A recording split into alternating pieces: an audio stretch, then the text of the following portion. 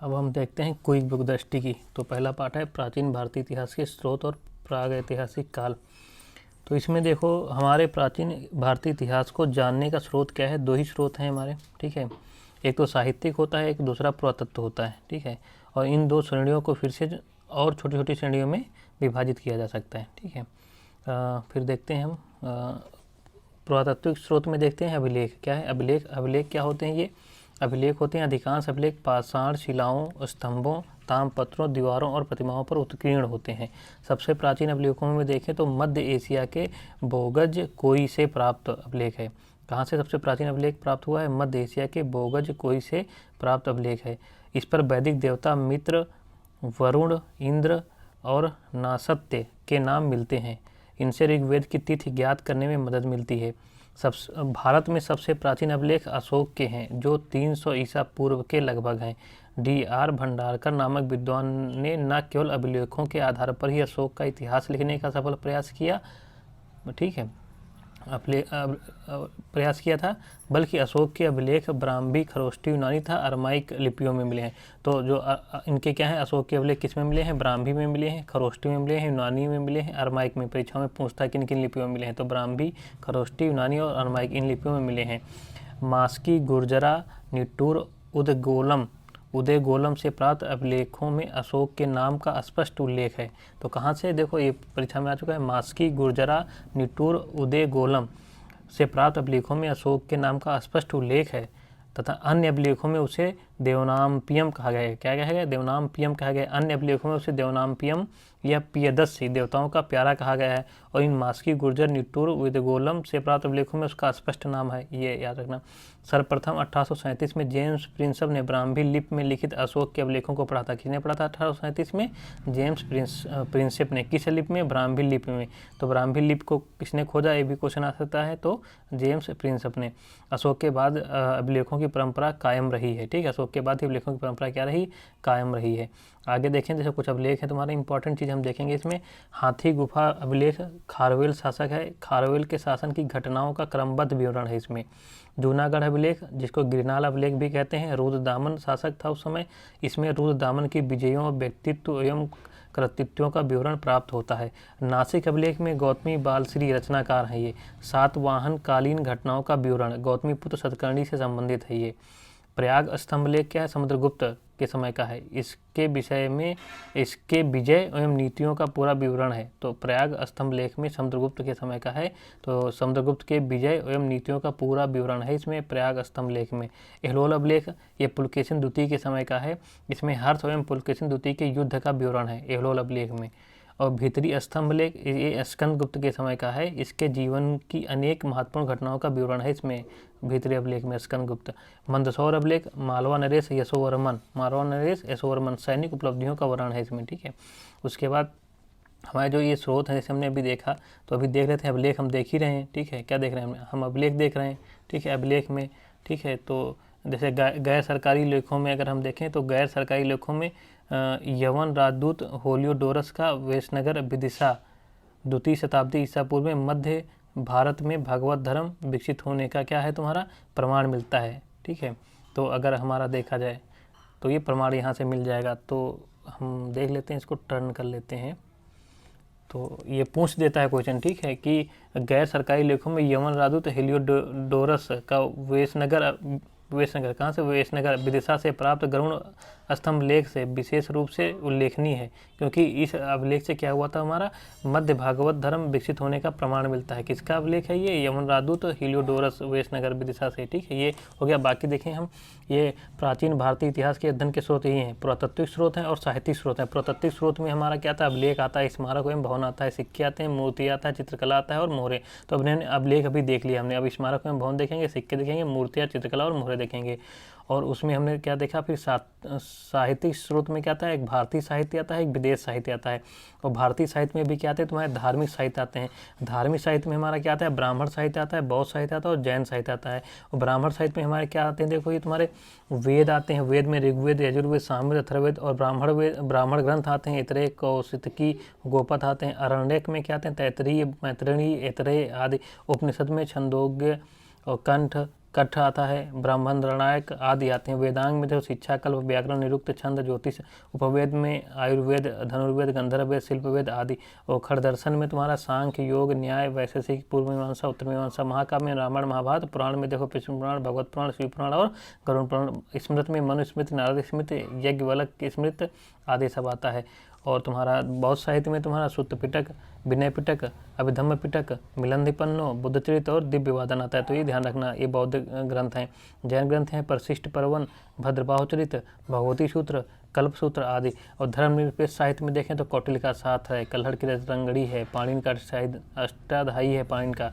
विशाखा दत्त का तुम्हारा मुद्रा राक्षस है, कालिदास का अभिज्ञान संकुतलम है, मालविकाग्नि मित्रम है, रघुवंश है, मेघदूत है, वाणभट्ट का हरिचरित और कादम्बरी है। ये रचनाएं यहाँ भी क्लियर हो जाएंगी। संगम साहित्य में तिरुकुरल है, शिल्पाधिकारम है, मणिमेखलय है, जीवक चिंतामणि ये है। जीवक चिंतामणि को विवाह ग्रंथ भी कहते हैं ना। और अब विदेशी अगर देखें साहित्य में तो इसमें यूनान एवं रोम के लेख आते हैं। यूनान एवं रोम के लेख में हमारा क्या रहेगा, रोम के लेख जो होंगे मेगनस्थिस है, टालमी है, हेरोडोटस है, नियराकस है, एरिस्टोबुलस है। चीनी लेखक में देखें तो फहियान है, वेनसांग है, इत्सिंग है। अरबी लेखक में देखें अल सुलेमान है, अल मसूदी है, इब्न बतूता आदि ये हो गए। तो ये हमारे हैं इतिहास को जानने के स्रोत, भौतिक स्रोत और साहित्यिक स्रोत हमने देख लिया। अब हम पढ़ रहे हैं आलेख। आलेख भी कुछ पढ़े हमने इधर, आलेख क्या होता है तुम्हारा, ठीक है। और भी आलेख के बारे में जाने तो अब हम पढ़ेंगे स्मारक और भवन। क्या पढ़ेंगे, स्मारक और भवन। देखो स्मारक भवन से जनता की आध्यात्मिकता तथा धर्मनिष्ठा का ज्ञान होता है। तो क्वेश्चन पूछ सकता है स्मारक भवन से क्या ज्ञान होता है, जनता की आध्यात्मिकता और धर्मनिष्ठा का ज्ञान होता है। हड़प्पा और मोहनजोदड़ो की खुदाई से प्राप्त भवनों से 5500 वर्ष पुरानी सिंधु सभ्यता का पता चला है, ठीक है। और नवीन शोधों के अनुसार देखें तो सिंधु घाटी सभ्यता लगभग 8000 साल पुरानी, कितनी 8000 साल पुरानी है। अतरंजी खेड़ा आदि की खुदाइयों से प्राप्त पता चलता है कि देश में लोहे का प्रयोग लगभग 1000 ईसा पूर्व में प्रारंभ हो गया था ना। 1000 ईसा पूर्व से लोहे का प्रयोग चल रहा। कहाँ से पता चलता है, ये अतरंजी खेड़ा की खुदाई से। और इम्पोर्टेंट इसमें क्या है, जैसे महलों और मंदिरों की शैली से वास्तुकला के विकास पर पर्याप्त प्रकाश पड़ता है। उसके बाद विभिन्न स्थानों से प्राप्त मंदिर, जैसे देवगढ़ का दशावतार मंदिर ये झांसी में है, भीतरगांव का मंदिर ये कानपुर में है, अजंता की गुफाओं के चित्र, सुल्तानगंज से प्राप्त बुद्ध की ताम्रमूर्ति आदि से हिंदू कला एवं सभ्यता के पर्याप्त विकसित होने का प्रमाण मिलता है। उत्तर भारत के जैसे मंदिर नागर शैली में है, मध्य भारत के मंदिर क्या है, बेसर शैली में है, तो दक्षिण भारत के मंदिर किस में है, द्रविड़ शैली में निर्मित हैं। दक्षिण भारत का तंजौर का राजेश्वर मंदिर द्रविड़ शैली में है। दक्षिण भारत का जो तंजौर का राजेश्वर मंदिर किस में, द्रविड़ शैली में है। उत्तर भारत का खजुराहो का कंदरिया महादेव का मंदिर ये किस में है, नागर शैली में है। ये नागर शैली का उदाहरण है, ठीक है। और उसके बाद देखें भारत के अतिरिक्त दक्षिण पूर्व एशिया के अनेक द्वीपों से हिंदू संस्कृति के संबंधित स्मारक मिलते हैं। इनमें मुख्य रूप से जावा का बोरोबुदुर स्फूत महायान बौद्ध स्तूप है। कहाँ से तुम्हारा, जावा का जो है बोरोबुदुर स्तूप, ये महायान बौद्ध स्तूप से संबंधित है। क्वेश्चन पूछ सकता है। कंबोडिया के अंकोर वाट मंदिर का उल्लेख है, कंबोडिया में अंकोर वाट का मंदिर। अब सिक्कों में देखें तो सिक्कों में देखा जाए तो साधारणतः 206 ईसा पूर्व से लेकर 300 ईसा पूर्व तक के भारतीय इतिहास का ज्ञान हमें मुख्य रूप से मुद्राओं की सहायता से होता है। कहाँ से, 206 ईसा पूर्व से लेकर 300 ईसा पूर्व तक ज्ञान हमें क्या होता है, मुख्य रूप से मुद्राओं की सहायता से ही होता है। कुछ मुद्राओं में देखें तो हमें तिथियों भी खुद ही हैं, कालक्रम निर्धारण में अत्यंत सहायक सिद्ध होती हैं। पुराने सिक्के जो हैं हमारे तांबा, चांदी, सोना और सीसा धातु के बनते थे। प्राचीनतम सिक्कों को आहत सिक्के कहा जाता था। आहत सिक्के का मतलब है पंचमार्क सिक्के। क्या है, पंचमार्क सिक्के ईसा पूर्व, तो ये पंचमार्क सिक्के ईसा पूर्व 5वीं सदी के हैं। कहाँ के हैं, पंचमार्क ईसा पूर्व 5वीं सदी के हैं, ठीक है। ईसा पूर्व 5वीं सदी के हैं पंचमार्क सिक्के। इनको ठप्पा मार कर बनाए जाने के कारण भारतीय भाषाओं में इन्हें आहत मुद्रा कहते हैं ना, उठाया लोहा और ठोंक दिया, तो इसलिए इनको आहत मुद्रा कहते हैं। पंचमार्क या आहत सिक्कों पर देखो पेड़, मछली, सांड, हाथी, अर्धचंद्र आदि के चिन्ह बने होते हैं। तो चिन्ह ध्यान रखना, पेड़, मछली, सांड, हाथी, अर्धचंद्र के चिन्ह बने होते थे। सर्वाधिक सिक्के जो है मौर्योत्तर काल में बने हैं, मतलब मौर्यों के बाद का जो काल है उसमें सबसे ज़्यादा सिक्के बनाए गए हैं, और जो मुख्यतः शीशे, चांदी, तांबा और सोने के थे। 7 वाहनों ने शीशे तथा गुप्त शासकों ने सोने के सिक्के सर्वाधिक जारी किए। तो 7 वाहनों ने सबसे ज़्यादा सिक्के जारी किए शीशे के, और गुप्त शासकों ने सबसे ज़्यादा सिक्के किसके जारी किए थे, सोने के। सर्वप्रथम सिक्कों पर लेख लिखने का कार्य यवन शासकों ने किया। ये इंपॉर्टेंट है कि सर्वप्रथम वाला, ठीक है। सर्वप्रथम सिक्कों पर लेख लिखने का कार्य किसने किया था, यवन शासकों ने किया था, यवन शासकों ने किया था। उसके बाद देख लेते हैं, ठीक है। समुद्रगुप्त की बीणा बजाते हुए मुद्रा वाले सिक्के से उसके संगीत प्रेमी होने का प्रमाण मिलता है। सिक्कों के अध्ययन को हम क्या कहते हैं, ठीक है, न्यूमिस्मेटिक्स कहा जाता है। अब आगे जाता है मूर्तियाँ, ठीक है, ये आगे मूर्तियाँ। तो इनका जो मूर्तियों का निर्माण कुषाण काल में आरंभ होता है। कब होता है? कुषाण काल में। और कुषाण कालीन मूर्तियों पर वैदेशिक प्रभाव है, जबकि मथुरा कला पूर्णतः क्या है? स्वदेशी है। तो कुषाण काल में जो मूर्तियाँ बनी हैं उन पर विदेश का प्रभाव है, और मथुरा कला जो है पूर्णतः स्वदेशी है। जैसे भरहुत, बोधगया, सांची, अमरावती की मूर्ति कला में जनसाधारण के जीवन की अति सजीव झलक देखने को मिलती है। चित्रकला देखें तो चित्रकला में क्या देखें? इसमें हमें चित्रों में हमें मनोभाव की सुंदर झलक मिलती है। चित्रकला में देखें माता और शिशु, मरणासन, राजकुमारी जैसे चित्रों से गुप्त काल की कलात्मक उन्नति का पूर्ण आभास होता है। तो माता और शिशु, मरणासन, राजकुमारी गुप्त काल की कलात्मक उन्नति हैं, ठीक है। बोधिसत्व पद्मपाणि का चित्र सर्वाधिक प्रसिद्ध है और प्रायः चित्रित चित्रकारी है जो अजंता में है। ये देखो बोधिसत्व पद्मपाणि कहाँ है? अजंता में, ध्यान रखना।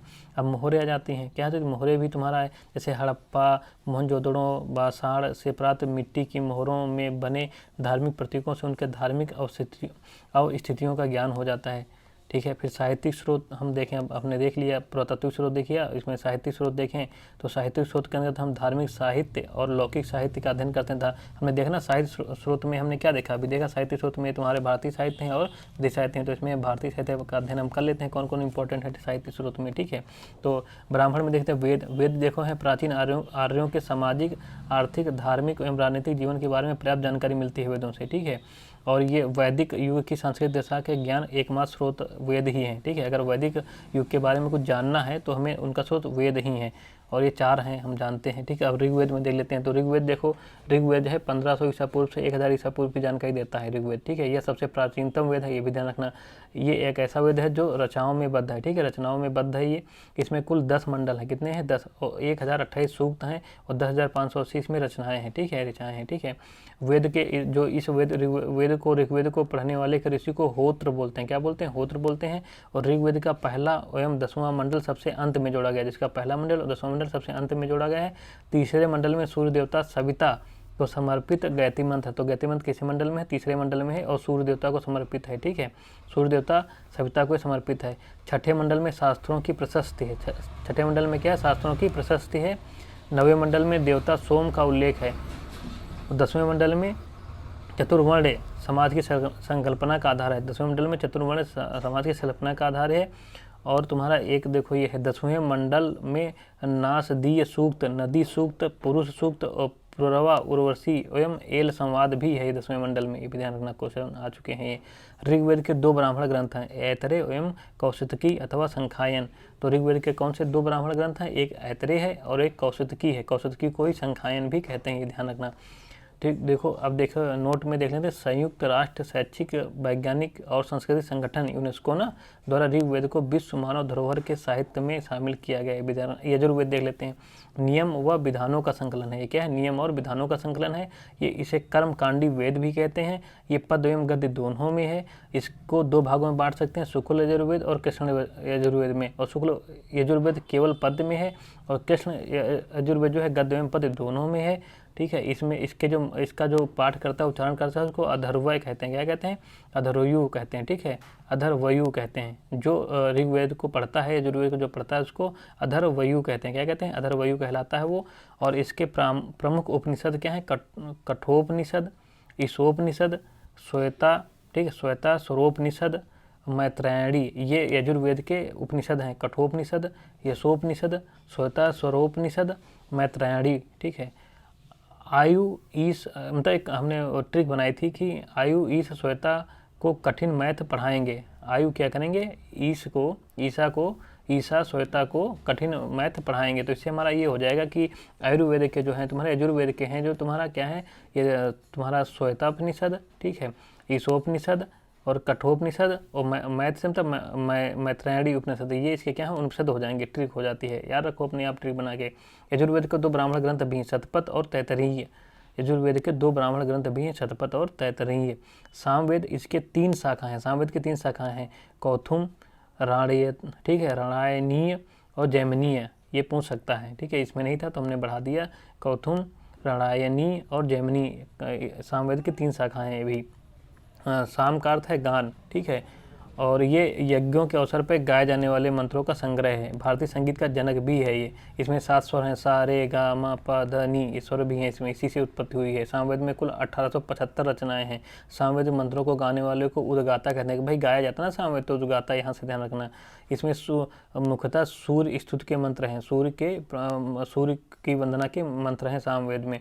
सामवेद के प्रमुख उपनिषद हैं छंदोग्य और जैमिनीय। छंदोग्य और जैमिनी इसके उपनिषद हैं, और इसके ब्राह्मण ग्रंथ हैं पंचविश ब्राह्मण और खड़विश ब्राह्मण। ठीक है, सामवेद के। अथर्ववेद में देखें, अथर्ववेद देखो, अथर्व तथा अंगरीषि द्वारा सभी ग्रंथों के बाद में की गई। इसकी रचना अथर्व तथा अंगरीष के द्वारा की गई, सबसे बाद में की गई है, इसलिए इसके अथर्वांगरीष भी कहते हैं। ठीक है, इसको क्या कहते हैं? अथर्वांगरीष भी वेद कहते हैं। इसमें 731 सूक्त हैं, 20 अध्याय हैं और लगभग 6000 मंत्र हैं अथर्ववेद में। उसके बाद अथर्ववेद में क्या खास बात है कि इसमें ब्रह्म ज्ञान, धर्म, समाज निष्ठा, औषधि प्रयोग, रोग निवारण, जादू टोना, तंत्र मंत्र आदि विषयों का वर्णन है।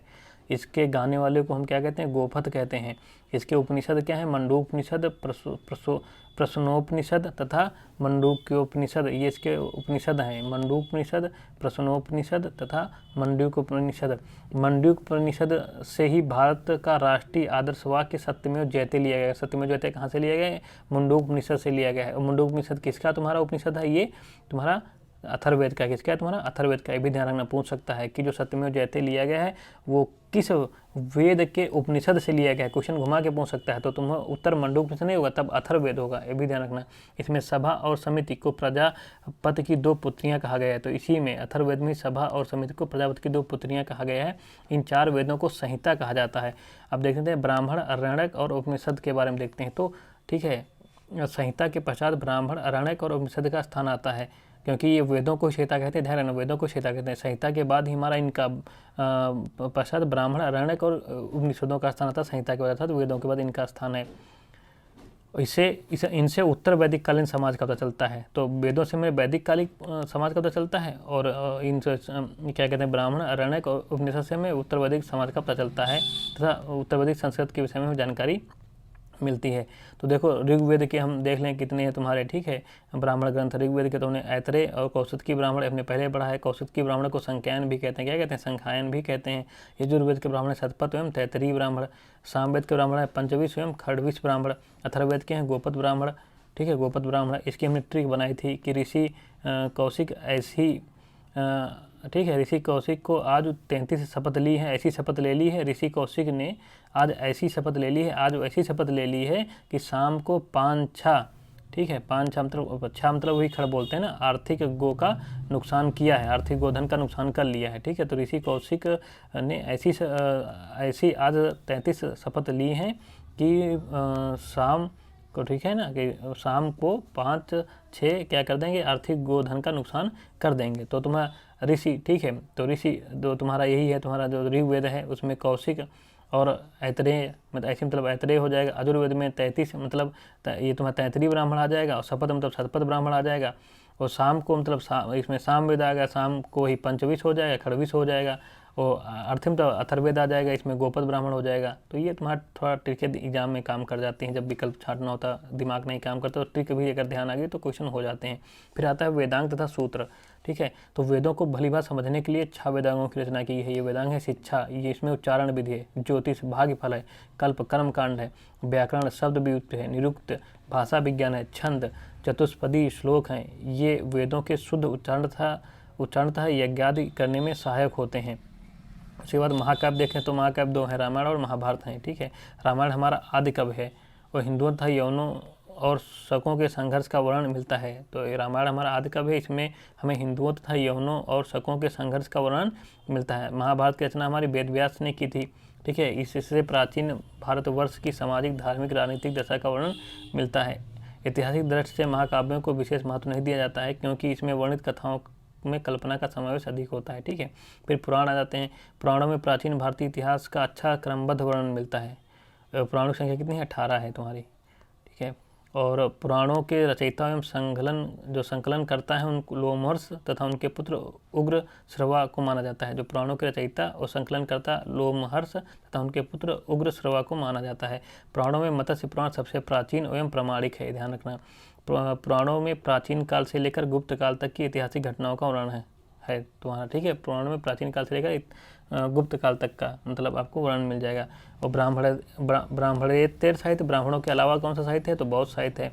बौद्ध साहित्य में तुम्हारे त्रिपिटक ग्रंथ है। क्या है, त्रिपिटक ग्रंथ सबसे महत्वपूर्ण है।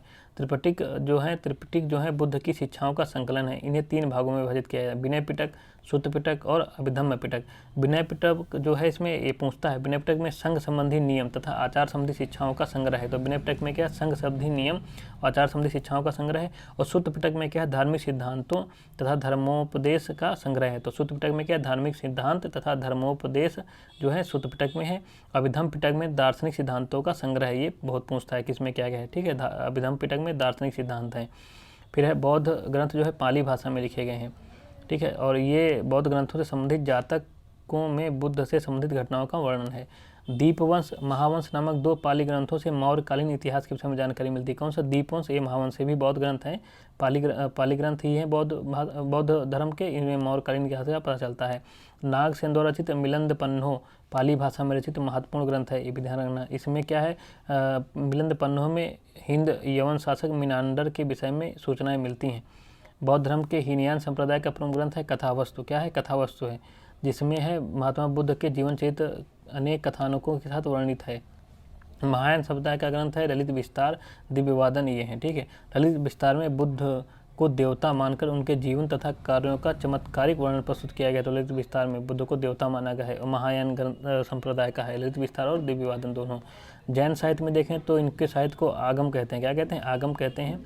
जैन ग्रंथों में प्रशिष्ट पर्वन, भद्रबाहुचरित, आचार्य रांग सूत्र, भगवती सूत्र, कलिका पुराण आदि प्रमुख हैं, ठीक है। और जैन धर्म का प्रारंभिक इतिहास कल्पसूत्र से ज्ञात होता है, जिसकी रचना भद्रबाहु ने की थी। लौकिक साहित्य में देखें तो इसके लौकिक साहित्य के अंतर्गत ऐतिहासिक एवं अर्ध ऐतिहासिक ग्रंथों तथा जीवनियों का विशेष रूप से उल्लेख किया जाता है। अब ऐतिहासिक रचनाओं में अर्थशास्त्र का विशेष उल्लेख है, ठीक है।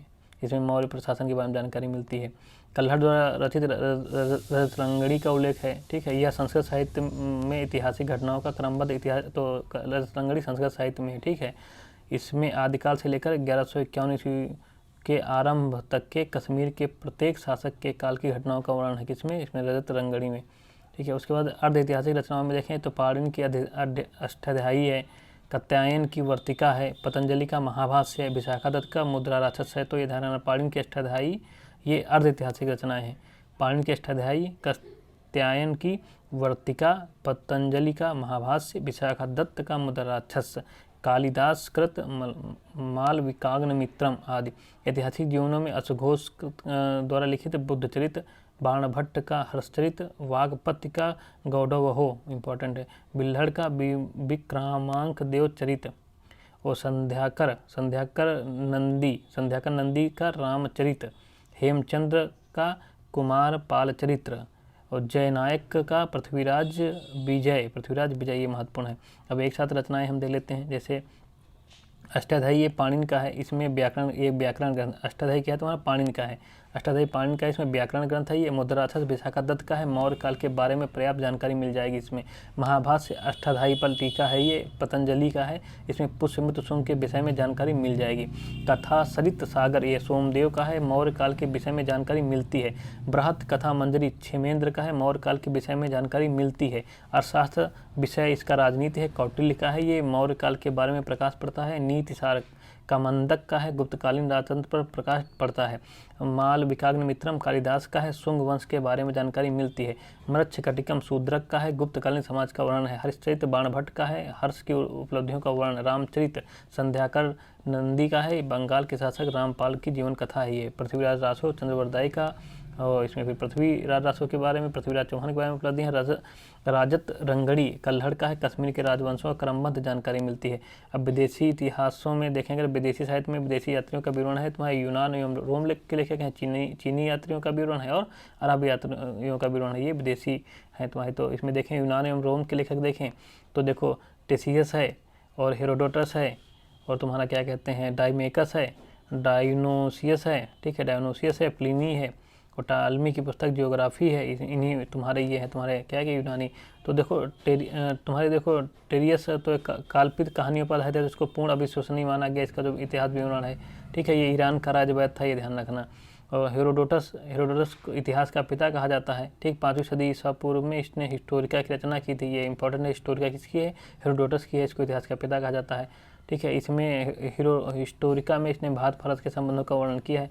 सिकंदर के साथ आने वाला लेखक निर्याकस था, ठीक है। अनेस क्रीटस था, अरिस्टोबुलस था। ये पूछ सकता है सिकंदर के साथ कौन आए थे, तो निर्याकस आया था, अनेस क्रीटस आया था और अरिस्टोबुलस आया था। सिकंदर के पश्चात लेखकों में 3 राजदूत हैं, जैसे मेगस्थनीज, डायमेकस और डायोनोसियस के नाम भी उल्लेखनीय है। मेगस्थनीज ने इंडिका की रचना की है। क्या है? इंडिका की रचना की है, जो सेल्यूकस निकेटर का राजदूत था। मेगस्थनीज सेल्यूकस निकेटर का राजदूत था, ठीक है। और इंडिका से मौर्य युगीन समाज एवं संस्कृति के विषय में जानकारी मिलती है। डायमेकस जो है सीरियन नरेश अंत्योकस का राजदूत था, पूछ सकता है। डायमेकस सीरियन नरेश अंत्योकस का राजदूत था, यह बिंदुसार के राज दरबार में आया था डायमेकस। डायोनोसियस ये जो है मिस्र नरेश टालमी फिलाडेल्फस का राजदूत था। किसका था? डायोनिसियस मिस्र नरेश टालमी फिलाडेल्फस का राजदूत था, जो बिंदुसार, ठीक है, के राज दरबार में आया था। और अन्य स्रोतों में अशोक में भी पढ़ने को मिल जाता है कहीं कहीं, तो विकल्प देख लेना। प्लिनी, ठीक है, प्लिनी इसने 1ली सदी में नेचुरल हिस्ट्री नामक पुस्तक लिखी थी, जिसमें भारत के पशुओं, पौधों और खनिज पदार्थों की जानकारी मिलती है। प्लिनी ने क्या लिखा? Natural history. टालमी की पुस्तक जियोग्राफी और किसी अज्ञात लेखक की पुस्तक पेरिप्लस ऑफ द इरिथ्रियन सी महत्वपूर्ण है, क्योंकि इनसे भारत के भूगोल तथा व्यापारिक वस्तुओं के बारे में जानकारी मिलती है। और चीनी यात्रियों में देखें तो ये चीनी यात्री जो बौद्ध मत अनुयायी थे, बौद्ध मत को मानते थे, भारत में बौद्ध तीर्थ स्थानों की यात्रा था, बौद्ध धर्म के विषय में जानकारी लेने के लिए सब आए थे। तो फैयान ये 5वीं सदी में आया था, चंद्रगुप्त द्वितीय विक्रमादित्य जिसे कहते हैं उसके समय में आया था ये, ठीक है। और ये तुम्हारा हुएनसांग ये 7वीं सदी में आया है, हर्षवर्धन के समय में आया है। इसकी रचना है सी यू की। क्या है? सी यू की। इतसिंह ये 7वीं सदी में भी आया है, ठीक है। और ये इसने नालंदा विश्वविद्यालय, विक्रमशिला विश्वविद्यालय तथा अपने समय के भारत का वर्णन इसने किया था, ये इतसिंह। उसके बाद अरब यात्रियों का विवरण देखें तो अरब यात्रियों में से तुम्हारे लेखों में अल-बरूनी है, इब्न बतूता है, सब ये अरब से आए थे, ठीक है। इनके नाम महत्वपूर्ण है। अल-बरूनी ने 11वीं सदी में महमूद गजनवी के साथ भारत आया था। अल-बरूनी कब आया था? 11वीं सदी में महमूद गजनवी के साथ आया था। इसकी रचना है तहकीक हिंद, किताबुल हिंद, ठीक है। किताबुल हिंद का मतलब है भारत की खोज। और ये सर्वप्रथम 1888 ईस्वी में एडवर्ड सांची ने अरबी भाषा से तहकीक हिंद का अनुवाद अंग्रेजी में किया। तो पूछ सकता है 1888 में एडवर्ड सांची ने तहकीक हिंद का अनुवाद अंग्रेजी भाषा में किया है। अरबी लेखकों में अल-बरूनी के अतिरिक्त अल-बिलादुरी, सुलेमान, हसन निजामी, फरिश्ता, निजामुद्दीन, इब्न बतूता आदि भी प्रमुख हैं। ये अरब यात्री हैं। इब्न बतूता इसके यात्रा वृत्तांत को रेहला कहते हैं। क्या कहते हैं? रेहला, जो बहुत प्रमुख है। अरबी भाषा में रचित है रेहला, अरबी भाषा में। यह 14वीं शताब्दी में भारतीय उपमहाद्वीप के सामाजिक तथा सांस्कृतिक जीवन के विषय में प्रचुर तथा सबसे रोचक जानकारियाँ देता है। ये 14वीं शताब्दी के बारे में रेहला जो है ये इब्न बतूता का है, अरबी भाषा में। सुल्तान मोहम्मद बिन तुगलक ने उसे दिल्ली का काजी पद दिया था। सुल्तान मोहम्मद बिन तुगलक ने उसे दिल्ली का काजी बनाया था और उसे अपना राजदूत बनाकर चीन भी भेजा था। अब प्राचीन भारतीय इतिहास का विकास अगर देख लें तो एक प्राग ऐतिहासिक काल है, एक आद्य ऐतिहासिक काल है और ऐतिहासिक काल है। तो प्राग ऐतिहासिक काल का मतलब क्या है? लिखित साक्ष्य उपलब्ध ही नहीं है, पुरातात्विक साक्ष्य उपलब्ध हैं। जैसे उदाहरण पाषाण काल आता है। पाषाण काल में एक पूरा पाषाण काल है, एक मध्य पाषाण काल है, एक नव पाषाण काल, 3 भागों में इसे को बांटा गया है। और पूरा पाषाण को फिर 3 भागों में बांटा गया है, निम्न पाषाण काल, मध्य पाषाण काल और उच्च पूरा पाषाण काल। तो निम्न पूरा पाषाण काल, मध्य पूरा पाषाण काल, उच्च पूरा पाषाण काल। तो निम्न पूरा पाषाण का काल जो है प्रारंभ से लेकर 1 लाख ईसा पूर्व तक है। मध्य पूरा पाषाण का काल जो है 1 लाख ईसा पूर्व से 4000 ईसा पूर्व है। और उच्च पूरा पाषाण का समय जो है 4000 ईसा पूर्व से 10,000 ईसा पूर्व है। उसके बाद तुम्हारा मध्य पाषाण काल आता है 10,000 ईसा पूर्व से 5500 ईसा पूर्व तक। फिर नव पाषाण काल आता है 5500 ईसा पूर्व से 3000 ईसा पूर्व। अब 3000 ईसा पूर्व से तुम्हारा आगे जो हो जाएगा वो तुम्हारा शुरू होगा आदि ऐतिहासिक काल। आदि ऐतिहासिक काल लिखित साक्ष्य तो है, ठीक है, उपलब्ध है, लेकिन इसकी जो इसकी लिपि अभी तक पढ़ी नहीं जा सकी है। इसमें आता है सिंधु सभ्यता हो गई, वैदिक संस्कृति हो गई। तो ये आदि ऐतिहासिक में। ऐतिहासिक काल में पुरातात्विक एवं साहित्यिक दोनों साक्ष्य उपलब्ध हैं और यह काल पुरातात्विक, साहित्यिक तथा विदेशी यात्रियों के वर्णन पर निर्भर है। इसके इतिहास को हम पढ़ लेते हैं, ठीक है। तो ये हो गए हमारे इतिहास। अब पाषाण युग देख लेते हैं। तो पाषाण युग तुम्हारा ये है ना, तुम्हारा काल में देखे थे पाषाण काल, ठीक है। तुम्हारा ये किस काल में आएगा, तुम्हारा ये प्राक ऐतिहासिक काल में आएगा, ठीक है। तो अब हम देखते हैं तुम्हारा पाषाण काल में क्या है तुम्हारा, ठीक है। तो पाषाण काल देखो, भारतीय पाषाणकालीन संस्कृति के विद्वान 3 कालों में विभाजित किया पाषाण को। देखो पुरा पाषाण काल, मध्य पाषाण काल और नव पाषाण काल। और पुरा पाषाण काल संस्कृति का उदय अभिनूतन प्लेस्टोसीन युग में हुआ था। पुरा पाषाण काल कब होता है, पूछता है, अभिनूतन प्लेस्टोसीन युग में हुआ था। और इनका टाइम भी पूछ लेता है। पाषाण युग में कालांतर में क्रमिक रूप से मानव जीवन अधिक व्यवस्थित होने लगा था। इस आधार पर पाषाण युग को 3 भागों में बांटा गया है, एक पुरा पाषाण काल, एक मध्य पाषाण काल और नव पाषाण काल। जैसे पुरा पाषाण का समय कभी ये भी देता है 5 लाख से 8000 ईसा पूर्व, मध्य पाषाण का 8000 ईसा पूर्व से 4000 ईसा पूर्व, नव पाषाण का 4000 ईसा पूर्व से 1800 ईसा पूर्व। जैसे ये हमारा समय था यहाँ पर, जैसे हमारा यहाँ था कि तुम्हारा पुरा पाषाण का काल का प्रारंभ से 10,000 ईसा पूर्व तक, मध्य पाषाण का काल समय 10,000 ईसा पूर्व से 5500 ईसा पूर्व, और नव पाषाण काल का ये 5500 ईसा पूर्व से 3000 ईसा पूर्व। और ये कोचिंग टेस्ट सीरीज मैंने देखा तो वहाँ पर मध्य पाषाण का 8000 से 4000 दिया है, क्या दिया 8000, और यहाँ पर दृष्टि में दिया है इसको मध्य पाषाण का 10,000 से 5500, ठीक है। और यहाँ पर नव पाषाण का 5500 से 3000, और यहाँ पर नव पाषाण का दिया है 4000 से 1800, ठीक है। तो ये चीज़ें वेरी करती हैं, इसलिए हमने यहाँ पर लगा दिया है, ठीक है। चीज़ों को तो ध्यान रखना क्या विकल्प में दिया है तुम्हारा। तो इस पाषाण काल में ना धरती बर्फ़ से ढकी हुई थी। इस युग में, प्लेस्टोसीन युग में धरती बर्फ़ से ढकी हुई थी और धीरे धीरे फिर रहने के योग बनी थी। इसको 3 भागों में बांटा गया। देखो वही समय यहाँ पर फिर से दिया है तुम्हारा, निम्न पाषाण काल, मध्य पाषाण काल और उच्च पाषाण, ठीक है, पुरा पाषाण काल। ये पुरा पाषाण काल के निम्न पुरा पाषाण काल, मध्य पुरा पाषाण काल और उच्च पुरा पाषाण काल। और पुरा पाषाण काल में देखें तो तुम्हारे इसमें क्या था, पुरा पाषाण काल संस्कृत के अवशेष समय सोहन नदी घाटी। पुरा पाषाण काल के अवशेष हमें कहाँ से मिले हैं, सोहन नदी घाटी, बेलन नदी घाटी तथा नर्मदा घाटी से मिले हैं। भोपाल के पास भीमबेटका नामक चित्ती शैलों से प्राप्त हुए हैं। ट्रिक है सो बे नर्मदा के भीम, ये ट्रिक है सो बे, सो जाबे नर्मदा के भीम। तो सोन नदी घाटी, बेलन नदी घाटी और नर्मदा नदी घाटी ये तुम्हारे क्या हैं, भोपाल के पास भीमबेटका के नामक चित्तित शैलियों से प्राप्त हुए हैं। तो इनसे ये पूरा पाषाण काल के अवशेष मिलते हैं, सोन नदी घाटी से, बेलन नदी घाटी से, नर्मदा नदी घाटी से, एवं भोपाल के पास भीमबेटका नामक से, ठीक है। और उसके निम्न पुरा पाषाण काल देखें तो निम्न पाषाण काल के साथ हम जैसे तुम्हारा ना पुरा पाषाण को 3 भागों में बांटा गया, तो उसमें सबसे पहले निम्न पुरा पाषाण काल आएगा। तो निम्न पुरा पाषाण के अवशेष सोहन नदी घाटी से ही मिले हैं, ठीक है। और इसी कारण इसे सोहन संस्कृत भी कहते हैं। क्या कहते हैं, सोहन संस्कृत भी कहा जाता है। इस काल में पेबुल, चापर, चापिंग उपकरणों के साथ मिलते हैं। पेबुल, चापर और चापिंग। पेबुल क्या है, पत्थर के वे उपकरण होते हैं जो पानी के बहाव में रगड़ खाकर चिकने और सपाट हो जाते हैं। चापर क्या होते हैं, बड़े आकार वाला उपकरण है जो पेबुल से बनाया जाता है। और चापिंग उपकरण द्विधारी होते हैं, अर्थात पेबुल के ऊपर दोनों किनारों को छीलकर उनमें धार बनाई जाती है। तो ये मतलब निम्न पुरा पाषाण काल के क्या हैं, औजार हैं जिनको लोग प्रयोग करते थे आदिमानव। मध्य पुरा पाषाण काल में देखें तो बहुसंख्यक कोर, फ्लेक, ब्लेड उपकरण प्राप्त हुए हैं, ठीक है। इससे क्या है, बहुसंख्यक कोर, फ्लेक और ब्लेड उपकरण प्राप्त हुए हैं, इसलिए इसको फ्लक्स संस्कृत की संज्ञा दी जाती है मध्य पाषाण पुरा पाषाण काल को, ठीक है। और मध्य पुरा पाषाण काल के औजारों का निर्माण अच्छे प्रकार के क्वार्टजाइट पत्थर से किया गया है।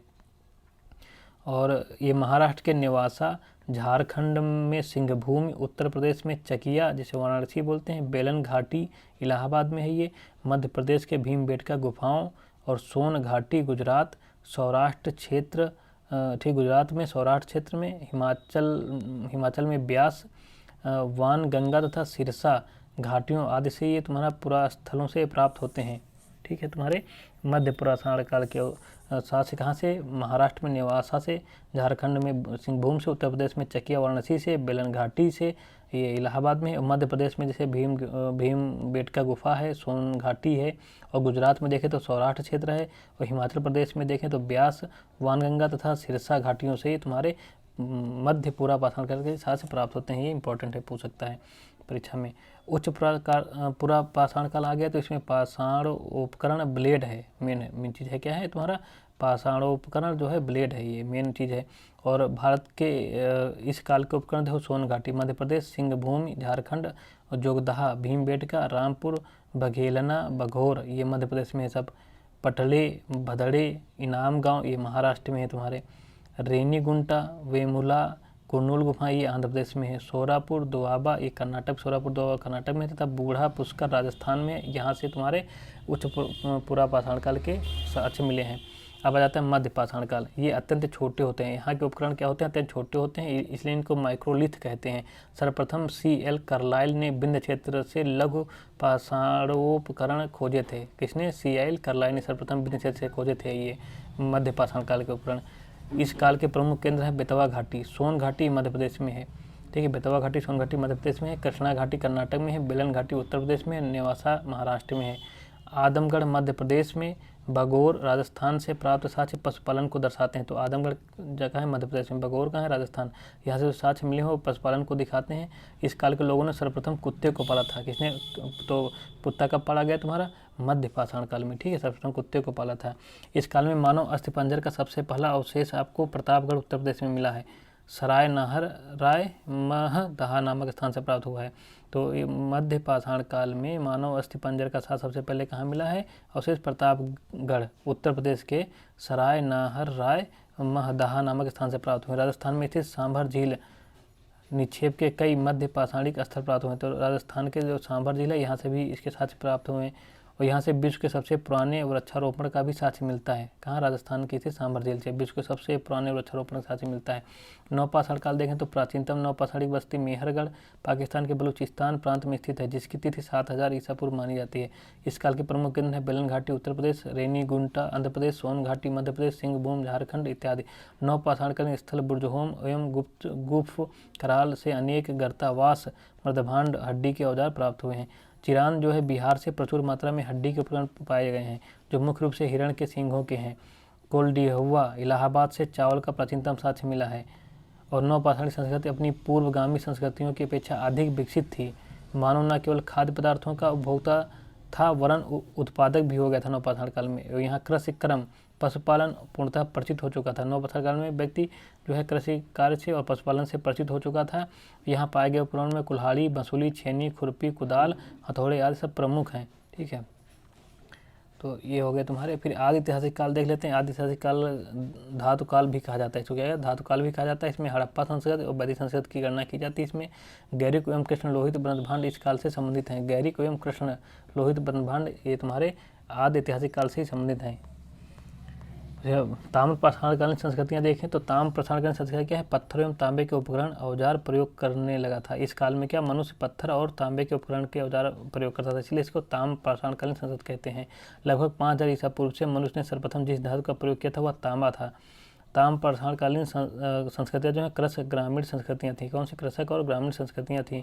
इस काल की प्रमुख संस्कृति देख लेते हैं तो तुम्हारा बानस आहड़ संस्कृति है जो राजस्थान में है। क्या है? बानस आहड़ संस्कृति जो राजस्थान में है। इसके प्रमुख स्तर आहड़, बलाथल तथा गिलुंद है। क्या है? गिलुंद है।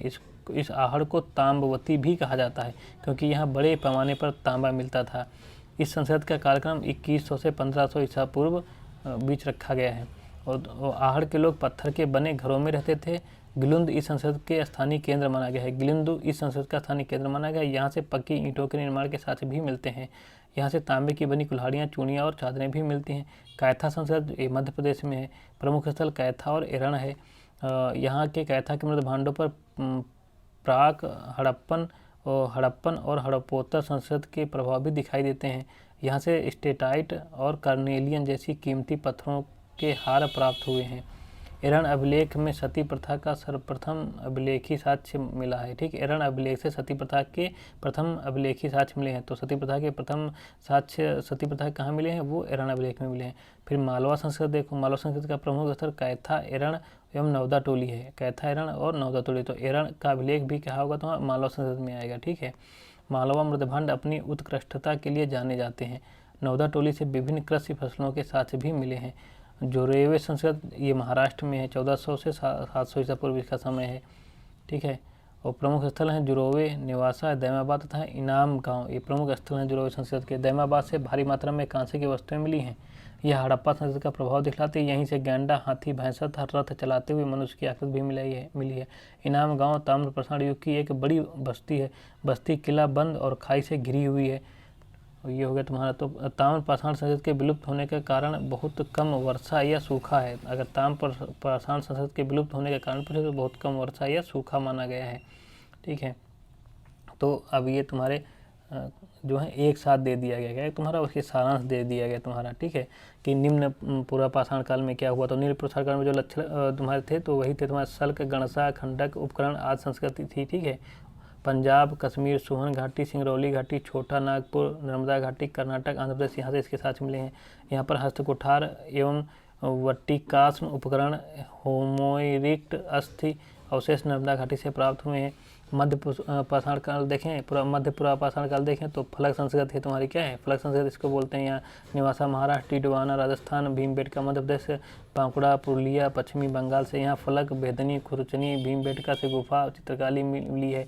और उच्च पूर्व पाषाण काल में देखें तो अस्थि, खुरचनी एवं दक्षिणी संस्कृति मिली है। बेलन घाटी, छोटा नागपुर पठार, मध्य भारत, ठीक है, गुजरात, महाराष्ट्र, कर्नाटक, आंध्र प्रदेश, फिर यहाँ से सभी मिले हैं। प्रारंभिक होमो सैपियंस मानव का काल इसे कहते हैं, उच्च पूर्व पाषाण काल को। हारपून, फलक एवं हड्डी के उपकरण भी प्राप्त हुए हैं। फिर मध्य पाषाण काल आ जाता है, सूक्ष्म पाषाण संस्कृति इसको बोलते हैं। इसके बाद नव पाषाण काल आता है, इसको पॉलिश्ड उपकरण बोलते हैं, ठीक है। और सूक्ष्म पाषाण काल जो मध्य पाषाण काल कहाँ से मिले हैं साथ से, आदमगढ़, भीमबेटका मध्य प्रदेश से, भगोर राजस्थान से, सरायनहर उत्तर प्रदेश से। इसमें क्या सूक्ष्म पाषाण उपकरण बनाने की तकनीक का विकास हो गया था। अर्धचंद्राकार उपकरण, एक धारा फलक, स्थायी निवास का, साथ से पशुपालन भी मिलता है यहाँ पे। नव पाषाण काल में पॉलिश्ड उपकरण है तुम्हारे, यहाँ पर बुर्जहोम, गुफकराल कश्मीर, लंगनाज गुजरात, दमदमा कुलडियाहुआ उत्तर प्रदेश, चिरान बिहार, पोचमपल्ली तमिलनाडु, मासी कर्नाटक। तो प्रारंभिक कृषि संस्कृति, कपड़ा बुनना, भोजन पकाना, मृदभांड निर्माण, मनुष्य स्थायी निवास बना पाषाण उपकरणों का पालिश शुरू हो गई थी, ठीक है। पहिया, अग्नि का प्रचलन, ये सब नव पाषाण काल में शुरू हो गया था। तो हमारा ये हो गया, ठीक है, मेन चीज़ इसमें हो गई। इतना रिवीजन कर लेंगे तो सही, अगर तो हमारा ये पार्ट हो जाएगा। जय हिंद, जय भारत।